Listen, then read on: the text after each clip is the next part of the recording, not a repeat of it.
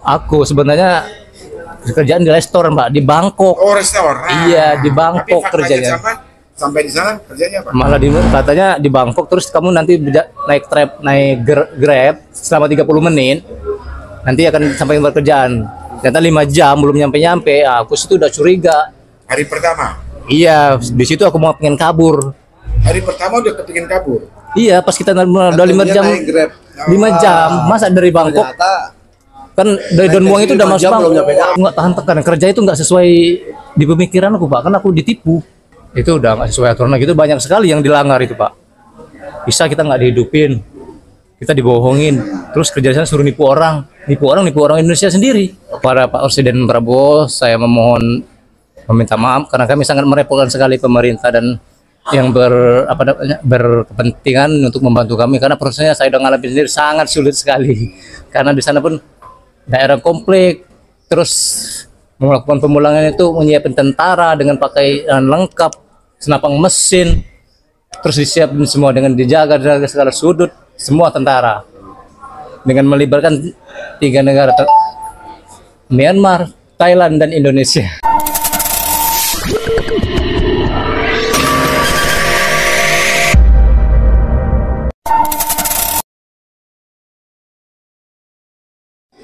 Assalamualaikum warahmatullahi wabarakatuh, teman-teman. Saat ini saya berada di asrama haji untuk melihat langsung kondisi pemulangan PMI yang dari Myanmar sebanyak 550 orang. Nah, inilah kondisinya.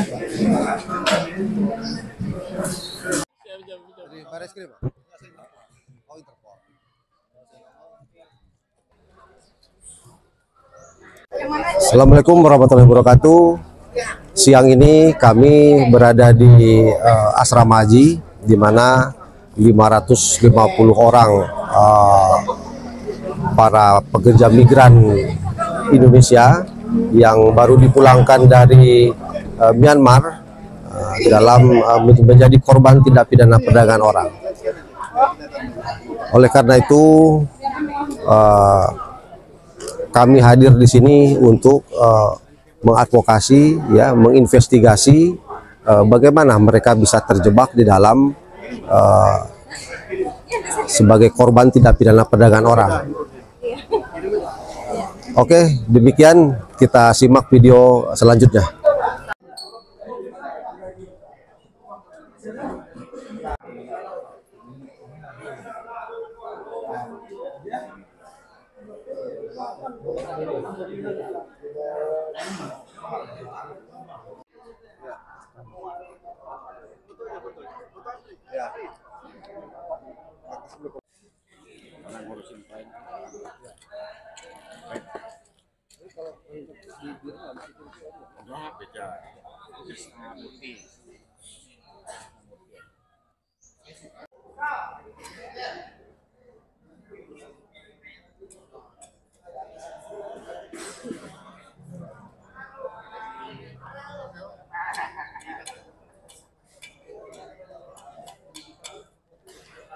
Pertama, kamu dapat informasi dari Facebook, kemudian kamu chatting.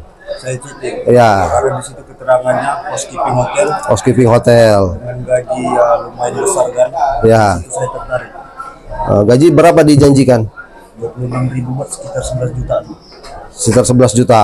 26.000 baht. Oh, Thailand. Kamu dijanjikan ke Thailand. Terus dari habis chatting kamu disuruh ke Jakarta. Yang belikan tiket ke Jakarta siapa? Perusahaan. Perusahaan mana? Yang ada di Myanmar. Ada di Myanmar. Ya. Itu di Thailand, bukan di Myanmar. Jadi tiket sudah dibelikan. Apa tinggal ke Jakarta, terus tinggal berangkat aja. Terus di sana nggak dibilang gaji, ada potongan gaji apa semua, nggak ada? Nggak ada. Berapa orang berangkat dari Batam? Saya sendiri. Sendiri. Berani kamu ya? Karena ya naik aja sih, Pak. Batam tinggal di mana? Sekupang. Sekupang di mana?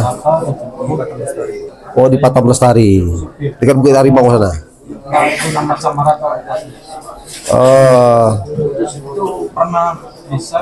Terus ada di sana perjanjian penempatan, kamu digaji berapa, kemudian fasilitasmu apa yang di sana. Sesuai yang Sampai di sana ada potongan apa enggak? Dikasih tahu. itu dijanjiin gaji 26.000 baht, terus tempat tinggal sama fasilitas organisasi. Oh. Ini ya? Dijanjiin itu aja. Pas ketika nyampe nggak sesuai realita. Yang saya terima itu 8.000 baht, bukan 26.000 baht. Untuk kerja kamu di sana apa? Sebagai ya dipaksa sebagai scammer, Pak. Scammer. Iya, Pak. Apa aja dipaksa seperti apa scammer itu? Mencari WA, Pak. Hah? Mencari WA. Mencari WA. Iya, betul. Terus WA itu WA yang nanti dioperasikan sama pihak kantor. diproses sama pihak kantor. Iya, betul, Pak. Terus kamu tipu orang dari pihak WA gitu. Iya, Pak. Itu yang pihak kantor yang operasikan itu. Kita cuma cari WA dari Facebook atau dari Google, dari aplikasi. Oh gitu. Iya, betul, Pak. Terus kalau nggak penuhi target gimana? Saya beda sama perusahaan yang lain. Jadi kalau misalnya di tempat saya ini cuma ada pengancaman aja, Pak. Ancaman. Iya. Nggak ada di setrum. Tempat saya belum ada. Belum ada. Belum. Cuma Di- hukuman. Terus bagaimana bisa pulang ke Indonesia? Karena berita juga sih, Pak. Saya lapor SBMI, KBRI. SBMI. Iya, betul, Pak. Nah, terus Udah saya lapor, baru tentara Myanmar menjemput. Satu kantor kita kabur. yang jemput siapa? Tentara Myanmar. Tentara Myanmar. Iya, betul, Pak. Langsung disuruh keluar semua. Iya, Pak. Berangkat. Itu kayak kemauan pihak masing-masing. Kalau mau pulang, pulang. Ada juga yang bertahan sebagian. Ya. Karena kita mau pulang kan nggak nyaman juga, makanya kita pulang. Oh. Ya sekarang syukurlah, Pak, udah pulang. Ya. Iya, Pak.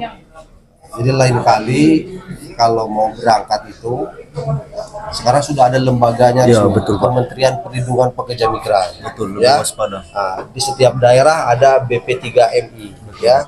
Atau kalau kalian nggak paham, teman-teman yang dimanapun ada berada, datang ke ini Dinas Tenaga Kerja, tanyakan ya. Jadi informasi ke Dinas Tenaga Kerja atau ke Badan Perlindungan Pekerja Migran di daerah atau Kementerian Perlindungan Pekerja Migran, apa saja job yang ada di luar negeri, perusahaan mana saja ya yang bisa menempatkan, yang resmi. Nah, di situ ada petunjuknya ya, ada tahapannya untuk berangkat secara resmi dan prosedural supaya teman-teman sana yang mau bekerja ada perlindungan ya, tidak tereksploitasi. Nah, dari berangkatnya diberikan perlindungan mulai dari sebelum berangkat, selama bekerja sampai kembali ke kampung halaman. Kalau kayak begini kan kamu diam-diam kabur aja dulu, nggak tahu kabur sana teriak-teriak. Kalau saya pribadi karena faktor ekonomi, Pak. Ya, Karena semua bukan faktor ekonomi, karena ada iming-iming tadi. Ya, siapa nggak butuh pekerjaan, gitu? Dari Jawa Tengah. Jawa Tengah, Sorry, Pak, berokok. Semarang, mana? Purwokerto. Gimana kamu bisa berangkat ke Myanmar? Dari info dari Facebook, Pak. Dari Media Facebook? sosial. Iya, Sama, sama. dengan yang sebelah ini. Iya, sama. Prosesnya itu sama. Rata-rata sama. Oh, terus kamu berangkat lewat mana? Aku dari Purwokerto kan dari stasiun ke stasiun. Stasiun ke Jakarta. Di Jakarta ada yang jemput. Sopir itu yang dari jemput agen. siapa? Namanya Taufik. Tapi itu nama asli apa enggak nggak tahu. Ada nomor teleponnya. Sampai saya kan satu komun itu disita di perusahaan pas kita keluar. Nggak boleh bawa satu pun handphone. Sampai Jadi- sekarang pulang pun nggak ada bawa itu. Nggak ada. Jadi data semuanya udah nggak ada lagi. Sama nomor-nomornya. Yang jemput itu nggak tahu alamatnya di mana. Nggak tahu, Pak. Nggak tahu. Nggak tahu. Namanya siapa? Taufik. Taufik. Dia pernah diviralkan tuh dari mana ya? Kayak organisasi kayak PD Perjuangan tuh daftar pencarian orang. Rekrutan ya DPO. Oh, siapa namanya? Taufik. Taufik. Ya, Taufik. Taunya namanya Taufik Orangnya doang. orang Arab. Nggak tahu, Pak. Nggak tahu. Iya. Jadi kamu yang jemput Iya, jemput. si Taufik itu. Iya, dijemput terus ke Hotel Aeropolis. Di situ nginep 1 malam. Hotel Akropolis. Aeropolis ya. Aeropolis. Jadi kita nggak banyak berkomunikasi, cuman kamu stay di sini. Kalau mau makan bilang, kalau mau apa bilang gitu. Besoknya dia belikan tiket, terus tujuan ke Bangkok. Tujuan ke Bangkok. Ya, dari Bangkok dijemput sama supir lagi. Dia orang Thailand. Bahasanya bahasa Thailand. Ke hotel lagi, nginep 1 malam. Paginya dijemput supir yang berbeda lagi. Ke arah Maesot. Saya kan dijanjikannya di daerah Maesot. Iya. Maesot dari restoran kan. Maesot, habis dari Maesot saya nggak tahu itu. Pokoknya perjalanan kayak yang lewatin bukit-bukit. Tahu-tahu itu aku lihat kok di perbatasan ada bendera Myanmar. Aduh, aku kira kok ini di Myanmar. Aku tanya ke pakai translate. Ini di Myanmar, terus dia bilang enggak, ini di Maesot, masih di Maesot. Terus kita dari perbatasan itu dijemput lagi sama mobil. Mobil beda lagi. Ke daerah kayak pelosok-pelosok gitu, kayak ke kampung. Di situ nyampe ke rumah kayu tingkat. Kita di situ, stay di situ. Saya kan 3 orang. Di situ tunggu berapa lama ada orang Cina ke atas lagi. Kita berlima, udah berlima tuh. Kita sama warga lokal, ada tentara Laras Panjang juga, suruh kita cepat-cepat keluar naik motor, terus dianterin nggak jauh lah, pokoknya 5 menitan. Ada sungai depan, kita nyebrang lewat sampan. Di backup sama tentara itu 2 yang pakai Laras Panjang. Nah, sampai situ ada mobil yang jemput, kayak mobil travel. Kita sampai di perusahaan itu, dan kita kayak mau nggak mau harus tanda tangan kontrak itu. Beda dari perjanjian. Sampai sana teman-teman tereksploitasi lah ya. Iya. Gaji nggak dibayar sama sekali. Dijanjikannya 25.000 baht saya, tapi nggak dapat. Cuma dikasih kasbon 2.000 baht. Itu kalau dirupiahkan paling 900.000. Habis itu nggak dikasih. Paling dikasih makan. Jadi selama di sana berapa lama? Saya baru 2 bulan, Pak. Baru saya. 2 bulan. Ya. Jadi pulang nggak bawa apa-apa. Nggak bawa, malah rugi handphone disita gitu. Kamu ditarik uang nggak mau berangkat? Ditarik uang, cuman bayar sendiri pas tiket kereta. Selebihnya sana yang biayain. Oke, terima kasih. Ini Mas. Jadi nekat cari di media sosial, ya ketemulah job ini di Bangkok. Ceritanya di Bangkok sih, bukan di mana-mana, karena saya tanya maunya di Bangkok. Iya katanya di Bangkok. Oke, karena di Bangkok, saya walaupun bisa keluar dari Bangkok nggak mau, Pak, karena udah tahu lokasi yang berbahaya itu. Jadi karena di Bangkok, ya udah dari Palembang terbang ke Jakarta ke Bandara Duan Mueng Bangkok, terus naik mobil yang telah dipesan, terus masuk kita di sini. Dari sini saya 2 orang sama teman namanya Puan juga. Masuk mobil, perjalanan 3 jam belum sampai Pak. Tunggu 5 jam belum sampai. Saya udah tahu nih akan dibawa ke Myanmar. Terus saya ngechat sama yang merekrut, saya mau keluar sama pulang. Diancam itu, Pak. Kalau kamu pulang, sopir itu sudah disediain senjata katanya. Terus kalau kamu lolos dari sopir, dia punya anggota orang imigrasi, kamu akan dibalikin lagi sini, maka kamu akan lebih parah katanya. Dipekerjakan. Ya dengar itu, namanya saya baru, Pak, baru pertama kerja di sektor ini. Ya nggak bisa ngapa-ngapain, jadi ngikut aja. Terus dibawa ke Maesot. Total perjalanan 8 jam nyampe ke perbatasan Myanmar. Di situ kita disambut, diseberangkan secara ilegal. Terus dibawa ke rumah kecil juga, Pak, sama kayak teman saya tadi. Oh, jadi ke Myanmar dari Thailand nggak melalui imigrasi? Imigrasi udah nanya, tapi di imigrasi itu kayaknya memang sudah diniin juga loh. Karena dari gerak-geriknya dia nggak nanya mau kemana. Dia bilang turis, yes or no. Kita bilang yes. Ternyata memang dia atur itu. Supaya mereka kalau terjadi kayak gini mereka nggak bisa disalahkan. Jadi ya udah ngikut aja. Pas masuk lagi di perbatasan Myanmar disambut sama orang yang pakai motor. Tulisan di spanduk-spanduk itu udah beda. Teman aku bilang, kok beda tulisannya? Ini udah nggak masuk lagi di Thailand. Nah di sana pun saya mau kabur juga. Tapi orang-orang itu kita langsung ditarik tuh, dibawa ke rumah, ditunggu berapa menit, terus ada perahu nyebrang. Pas nyebrang disambut sama orang bersenjata. Nah di situ nggak bisa ngapa-ngapain, pikiran udah kena ini. Kayak yang di viral-viral itu di media sosial, diambil ginjal. Sama prosesnya kayak gitu. Karena saya sebelum berangkat sana Pak, saya ngecek dulu di YouTube. Prosesnya kalau dibawa pakai senjata masuk hutan, terus dibawa nanya-nanya, terus kami komunikasi dengan tentara itu. Mau dibawa kemana? Dia bilang kamu akan dikerjakan situ, aman katanya. Saya bilang ini tentara apa? Kok beda negaranya? Dia bilang dia pro demokrasi. Negara ya, pejuang pro demokrasi untuk melawan junta. Aku sedikit banyaknya yang ngerti tentang keadaan mereka. Jadi aku lihat junta itu, oh iya, jadi istilahnya kayak memperjuangkan demokrasi. Tapi beda lagi, beda kostum, ada 3 seragam di sana Pak. Jadi bingung, kok beda 3 seragam masuk ini yang ngambil kok beda orang lagi. Dibawalah ke tempat kerjaan itu di gedung perusahaan di situ. Nah, di situ aku berapa hari, terus aku tunggu 1 bulan menerima gaji.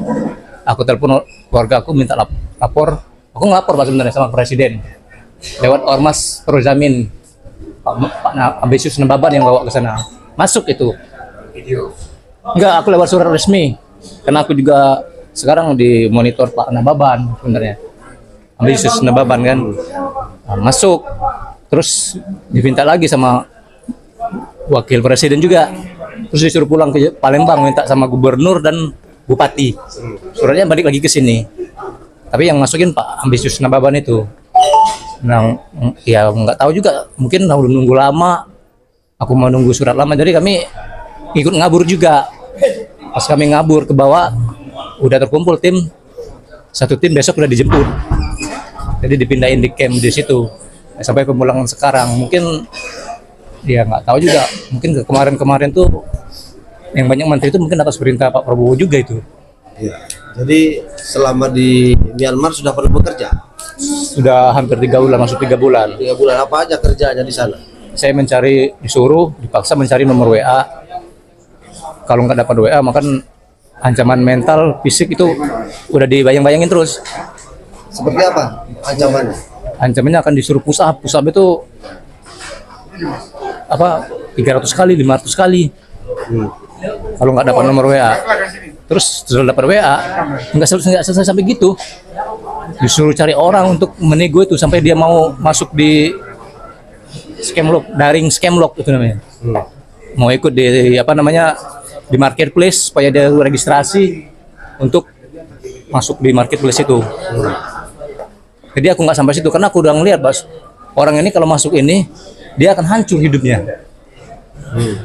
Jadi aku tetap bertahan selama 3 bulan, mudah-mudahan surat aku bisa masuk. Jadi sebelum melakukan orang itu kena, aku udah pulang. Tapi alhamdulillah belum sempat kena, aku udah bisa pulang.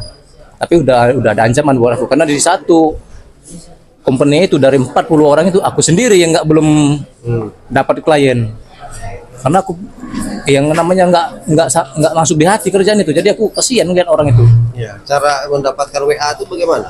Melalui media sosial juga Pak. Gimana caranya? Langsung kita inbox mereka per teman. Nanti mereka konfirmasi per teman, kita langsung inbox. Melalui daring scam lob itu cinta dulu Pak. Cinta, terus dia udah tertarik sama si model, maka dia akan diarahin lagi tuh. Si modelnya nih pura-pura aku sukses di bidang ini loh, di bidang marketplace ini. Nanti kamu bisa ikut loh kalau mau seperti aku. Nah gitu, tapi ada yang ikut, ada yang juga yang enggak. Yang ngerti itu nggak mau dia, yang pintar-pintar itu. Kebanyakan dia nggak ngerti ikut. Dia setelah masuk itu Pak, dia akan registrasi, nitipin duit 1 juta, terus dia akan tokonya itu seolah-olah ada yang beli. Kita seolah dia jualan di marketplace, tiba-tiba dijualannya ada yang beli. Pesan-pesanmu apa untuk masyarakat yang lain? Untuk masyarakat berhati-hatilah, terus bapak-bapak yang di atas 40 nih umurnya, jangan sering main Facebook. Sekarang hampir ribuan akun-akun yang fake itu Pak, semua menggunakan model yang cantik-cantik. Iya, modelnya bukan orang Indonesia, dia orang luar. Dia akan ngechat, nge-add akun Facebook itu, setelah diterima dia akan masuk ke inbox. Otomatis ya, namanya laki-laki di usia 40 itu ada cewek cantik ngechat, logika normal pasti akan dibalas. Kecuali dia istilahnya niat nggak tujuan, nggak ada mau selingkuh gitu kan. Kalau dia ada suka main Facebook, pasti kena. Karena saya korban juga Pak, pengalaman saya udah kena kayak gitu. Saya udah 4 kali kena modus kayak gitu. Tapi nggak sampai top up. Jadi korbannya ada juga yang cewek, modelnya cowok.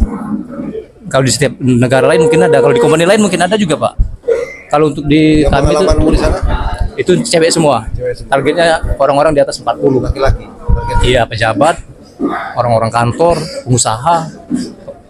Rata-rata orang-orang kaya di kampung itu yang banyak kena. Karena dia pengetahuannya kurang, dia main Facebook tuh. Kalau dia cewek cantik ngechat dia balas. Nah, terus itu yang namanya cewek cantik kaya ngechat kita mau ngajak berteman, siapa yang nggak mau? Logikanya nggak mungkin dong. Seorang kita. Terus waktu mau berangkat di Jakarta, Iya. kan di Bandara Soekarno Hatta. Iya Pak. Nah itu waktu pemeriksaan imigrasi gimana? Imigrasi di Soekarno Hattanya? Sudah ada yang ngurusin? Apa kamu memang ditanya itu mau kemana? Itu karena apa? Company-nya itu dia ada orangnya. Dia bayar VIP line. Nah, Jadi lolos, ada jam-jamnya, jadi dia ngikut lolos. Setelah di Bangkok saya kena sebenarnya. Saya sudah 3 kali ditahan, mungkin itu tanda-tanda buruk bagi saya. Tapi bos nggak cukup segitu Pak, bos pinter. Aku dia telepon, saya ketahan nih 3 kali, saya bilang sama bos. Mana orang yang nahan? Siapa? Dia penerjemah yang di kamar tadi Pak, orang Indonesia, tapi dia sebagai penerjemah, tapi dia nggak pulang nggak ya? Karena dia sebagai tangan kanan bos. Berarti itu hanya bisa komunikasi melalui handphone. Iya, jadi dia bilang saya ketahan di bandara. Mau ngomong bos besarnya mau ngomong sama yang petugas itu. Dibayar lagi pakai uang. Petugas imigrasi atau komunikasi apa? Petugas imigrasi di sana. Memang ada oknum Pak yang enggak semuanya, tapi Berapa kali itu? Sampai melalui imigrasi saya 3 kali ditahan. Pertama cewek, terus ada yang bisikin ini udah dibayar. Jalan lagi, ketahan lagi. Terus yang nahan aku pertama datang, ini sudah dibayar. Kedua mau Jadi ngomong itu oknum imigrasi ini sudah dibayar gitu. enggak, dia mungkin dia bisikin aja tapi lepas setelah dia bisikin. Mungkin dia udah ya aku enggak, mesti ceritanya pasti gitu loh Pak. Dia udah ini bayar VIP line. Tujuannya kan ke Myanmar, Enggak, kita di ke Bangkok. Bangkok. Iya. Tiket one way atau two way? Tiket kita dari sini cuma sampai ke Bangkok, besok Berarti sekali jalan tiket. sekali jalan tapi untuk 2 hari kita bisa pulang. Dengan tujuannya di Bangkok gitu Pak. Orang di imigrasi Thailand tuh kalau dari Indonesia nggak punya Sampai ini, di sana, sampai di Thailand ada yang jemput. ada disiapin mobil. Itu orang dia juga, dia sudah Siapa orang Thailand? orang Thailand sebagai supir Grab Pak. Ya kemungkinan namanya kita nggak tahu itu beneran dia nggak kenal. Kayaknya itu dia beneran kenal dengan orang itu. Sehingga dia pesan, kita udah masuk mobil itu kayak kalau saya menyimpulkan kita lebih kayak diculik. Kayak diculik, di dalam itu paspor ditahan. Aku udah ngechat sama yang merekrut, saya bilang saya mau ngebatalin karena ini sudah di luar Bangkok, saya bilang. Dia jawab, kamu kalau ngebatalin, kamu kalau lari, orang imigrasi ada temannya katanya Pak. ya, jadi di imigrasi Soekarno Hatta Ya. itu pemeriksaan imigrasinya bagaimana? Apakah kamu cuma punya tiket satu one way terus diloloskan? Apa Tiket memang itu- sudah dikoordinasikan atau bagaimana petugas imigrasi di Bandara Soekarno Hatta? Karena petugas imigrasi di Bandara Soekarno Hatta udah ngikut standar yang telah ditentukan pemerintah. Setiap warga negara Indonesia itu yang mau pergi ke Thailand harus punya tiket pulang pergi. Jadi kita tiket pulang perginya udah komplit semua sama hotelnya Pak. Sudah ada semua itu. Jadi pas kita mau tuker tiket, pasti petugas tiket itu nanya tiket pulang perginya udah ada semua tuh. Sampai hotel-hotelnya di Bangkok berapa hari kita nginap ada. Terbang ke Bangkok ditanya juga sama dengan pertanyaan yang sama. Berapa hari? Tunjukin tuh udah di booking. Di Bangkok itu setelah turun di migrasi, Iya. dipertanyakan nggak? Dipertanyakan lagi. Saudara ke Bangkok ngapain? Ya, saya bilang saya mau cuma jalan-jalan, dilihat berapa hari. Terus dia bilang bawa uang memang dititipin di ATM. Oh dititipin? Iya. Yang nitipin bos? Bos. Berapa satu orang itu? Satu orang itu apa 25.000 buat 10 jutaan bawa orang. Oh jadi dititipin uang 10 juta oleh bos? Iya. Terus sampai di Thailand, uang itu diambil lagi? Diambil lagi nggak tahunya dia ini kayaknya bohongan aja. Oh, Nitipin uang itu. Apakah ada uang itu di ATM? Nggak Iya, tahu ya? nggak tahu. Karena petugas imigrasinya juga dinunjukin dia percaya juga sih. Tapi petugas imigrasi sana nampaknya mempermudah atau Mempersulit. di imigrasi Thailand. Iya, tapi karena bos itu Pak namanya dia mafia, kuat orangnya. Dia nggak lolos ke sini, dia pakai uang. Aku nggak lolos sebenarnya Pak. Diinterogasi aku masuk bawa kantor aku sendiri. Oh, sudah ditolak ya? Sudah ditolak, dimasukin ruangan kecil, terus diwawancarai di situ. Diwawancarai terus ada oknum itu manggil aku lagi. Dia oknum orang Indonesia apa orang Thailand? Orang Thailand. Dia sudah bawa komunikasi dengan bos, minta keluarin orang ini. Dengan bayar apapun udah keluar. Oke. Jadi sampai sempat diwawancara diduga lah bahwa disuspend gitu ya. Iya. Tapi setelah ada bos sampai bisa masuk. Berapa orang berangkat ke Thailand kemarin? Kemarin aku dari sini 2 orang. Teman aku itu lolos, udah duluan dia. Dia lancar sekali, sedang aku sulit. Sampai sekarang bos itu nggak tahu ya? Misteri. Bosnya tahu sih pas kita kerja itu mungkin dia. Tapi wujudnya berapa? Wujudnya orang Indonesia apa orang sana? Di sana tangan kanannya orang Indonesia. Nah, sampai di sana, sampai di Thailand, iya. Kan ditaruh satu mes Iya. atau taruh di hotel. Taruh di mes tempat kita kerja juga. Berapa orang ada di situ? Di situ yang selama aku ada tuh berapa orang ya? Kira-kira. Kurang Kayak disekap atau gimana? Enggak, dia kayak normal aja, bisa keluar. Tapi di sana itu di tempat komplek itu kita ada batas-batasannya Pak. Kita nggak. Kira-kira ada 10 orang. Iya, kurang lebih 10 orang. Orang Indonesia semua. Orang Indonesia bisa. Terus aku nih masih heran, masih bertanya di sana itu dijadiin pekerjaan apa sih? Aku sebenarnya kerjaan di restoran Pak, di Bangkok. Oh, restoran. Iya, di Bangkok Tapi faktanya kerjanya. sampai di sana kerjanya apa? Malah katanya di Bangkok terus kamu nanti naik Grab selama 30 menit nanti akan sampai tempat kerjaan. Ternyata 5 jam belum nyampe. Aku situ udah curiga. Hari pertama. Iya, di situ aku mau pengen kabur. Hari pertama udah kepingin kabur. Iya, pas kita udah 5 jam. 5 jam, masa dari Bangkok? Kan dari Don Muang itu udah masuk Bangkok. Berarti kan yang deso kali di kampung. Myanmar. Iya. Terus udah sampai ke Mahesot. Aku kan sebelum itu lihat di GPS Pak, ini daerah-daerah berbahaya. Sampai Mahesot, ini daerah yang aku lihat di YouTube itu loh yang berbahaya. Sampai di sana didapati ada kekerasan nggak? Ancaman kekerasan? Kalau di sana yang ada nggak? kalau saya secara pribadi belum pernah kena Pak, tapi teman ada Ada apa ancamannya? teman yang udah sampai kena pukul, kena strum. Oh, tapi ada nggak? Misalnya ada ancaman nanti ginjal kamu saya ambil. Kalau untuk saya, karena saya memang tahan, saya hanya bisa berdoa selama itu. Ada nggak yang kamu dengar itu ancaman-ancaman? Ada. Ada ya. Setiap mau pulang 1 jam mau pulang itu. Itu mendengar ancaman itu rasa ketakutan nggak? Iya Pak, mentalnya kayak badannya nih kalau yang saat-saat yang berbahaya itu Pak, pas 1 jam sebelum pulang. Oke, sekarang kan di situ udah curiga nih bahwa ini tidak benar, ya kan? Sempat berapa hari itu terasa ingin pulang dan minta pertolongan sama presiden. 1 hari aku belum sama minta sama bupati karena ada teman aku yang ormas sering ke kantor bupati. Terus katanya nggak bisa katanya. Aku tunggu Pak karena dari Palembang mau ngurusin ke Palembang itu biaya. Jadi aku tunggu gajian.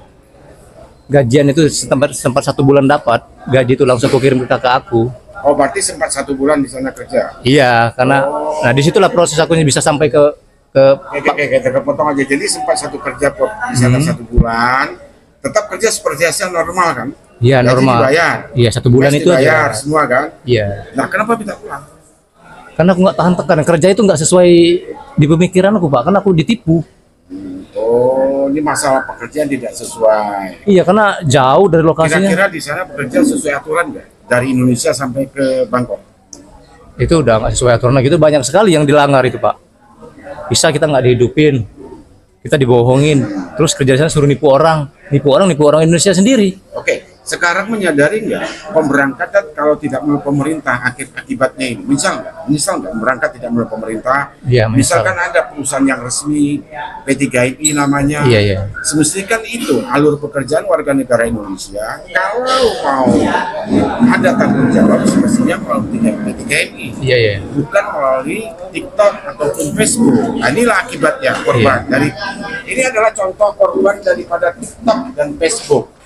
Supaya untuk warga negara Indonesia hati-hati untuk mendengar lowongan kerja melalui TikTok apapun bentuknya media sosial. Inilah diantara satu korban dari 500 yang dipulangkan pemerintah Indonesia dari Myanmar. Kapok nggak? Kapok. Mau lagi? Enggak. Pak Presiden Prabowo, saya meminta maaf karena kami sangat merepotkan sekali pemerintah dan yang berkepentingan untuk membantu kami, karena prosesnya saya udah ngalamin sendiri sangat sulit sekali, karena di sana pun daerah konflik, terus melakukan pemulangan itu menyiapkan tentara dengan pakaian lengkap, senapang mesin, terus disiapin semua dengan dijaga dari segala sudut, semua tentara, dengan melibatkan 3 negara, Myanmar, Thailand, dan Indonesia. Untuk pemerintah kami memohon maaf, mungkin ini sudah kapok cari kerja melalui media sosial seperti Facebook, TikTok, Instagram. Buat teman-teman yang lain sebaiknya lebih berhati-hati lagi jika mencari pekerjaan melalui media sosial Facebook, TikTok, dan Instagram. Sebab kami ini yang pemulangan kemarin itu sebagai contoh bagian seluruh masyarakat Indonesia terutama yang mau mencari kerja untuk berhati-hati. Terima kasih. Korban-korban penipuan penempatan pekerja migran yang dijanjikan bekerja sebagai kerja kafe, restoran, ternyata dipekerjakan sebagai tenaga scamming untuk menipu bangsa Indonesia sendiri, ya. Dan mereka sekarang alhamdulillah sudah bisa kembali ke tanah air berkat bantuan dari pemerintah, Kementerian Luar Negeri. Dan beliau juga mengucapkan terima kasih kepada Bapak Presiden Prabowo Subianto yang juga Panglima tertinggi Tentara Nasional Indonesia. Maka kami pesan kepada teman-teman sekalian dimanapun Anda berada, jika Anda ingin bekerja ke luar negeri, mohon untuk menghubungi Badan Perlindungan Pekerja Migran atau Kementerian Perlindungan Pekerja Migran Indonesia, ya.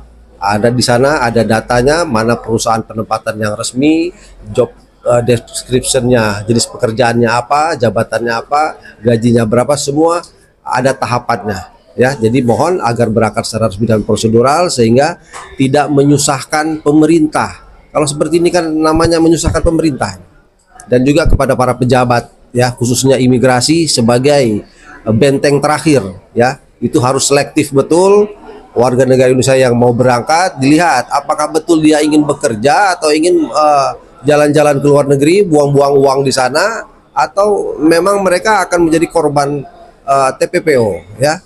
Jadi jangan sampai ada oknum imigrasi yang memanfaatkan untuk memperkaya diri sendiri, dibayar harga dirinya sehingga bangsa kita bisa diloloskan ke luar negeri tanpa kelengkapan dokumen dan prosedur yang benar. Beberapa pekerja migran Indonesia yang baru saja dipulangkan dari negara Myanmar. Mereka bekerja secara ilegal di negara Myanmar, sehingga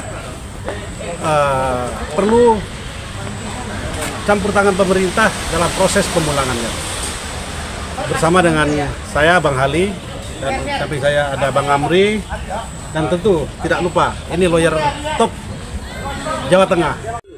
Ini pesan-pesan kami selaku lembaga pengawasan kebijakan pemerintah dan juga kami selaku alumni Lemhanas, ya, memohon kepada pihak Bareskrim untuk memeriksa pejabat yang meloloskan para pekerja migran warga negara Indonesia ini ke luar negeri yang tidak dilengkapi dokumennya sebagaimana dipersyaratkan di dalam Undang-Undang 18 2017.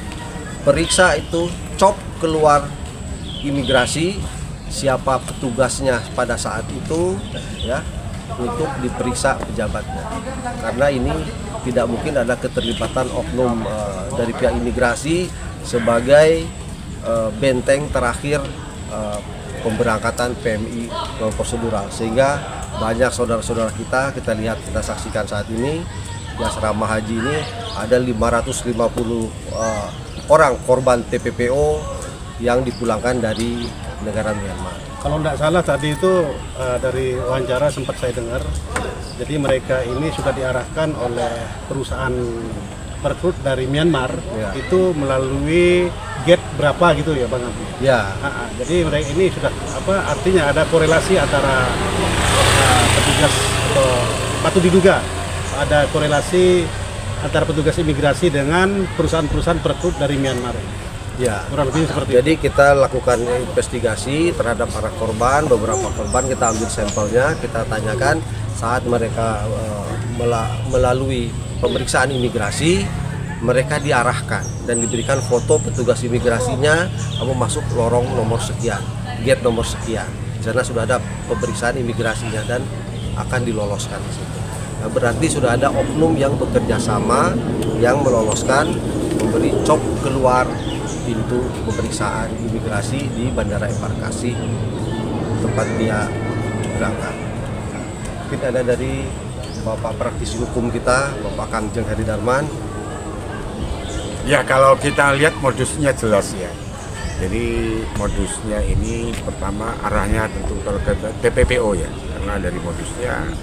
Jadi kasihan yang pasti warga negara Indonesia mungkin karena akibat kurangnya lapangan kerja, akhirnya mereka melakukan upaya-upaya yang mereka tidak mengetahui soal aturan bekerja di luar negeri.